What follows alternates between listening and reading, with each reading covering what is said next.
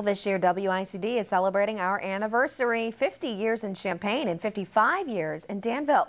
ABC News Channel 15's Doug Quick introduces us to someone who was here for several of those years. In researching the history of the WCHU-WICD combo here in East Central Illinois, we have to go back to someone whose experience goes back to the very early days. We're talking about Joe Norris. He was station manager here from 1978 to 1994, but his history goes back even further. Well, I started there as a combo employee in August of 1961, and I did a little bit of everything. I sold airtime during the day and did some news, did weather, did sports in the evening, and also did some live commercials in the first half hour of the Tonight Show. At that point, locally produced programming began to originate from the Inman studios. We didn't know what the future held for us, but we went along and we continued to develop more programming, and it got to a point where, well, say, maybe we can make a television station out of this establishment after all, you know, and we did.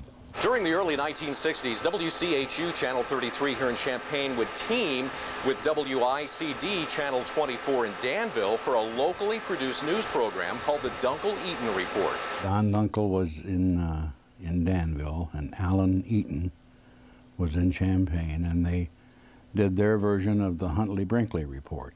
The younger viewers wouldn't be left out because the Inman studios of Channel 33 would be hosting Uncle Otto's General Store. That was a show that ran from 4 to 5 in the afternoon, Monday through Friday, and it featured Dave Otto, who was a local boy, and Keith Page, multi-talented Keith Page. He had puppets, and he did puppet shows. My name's Toot.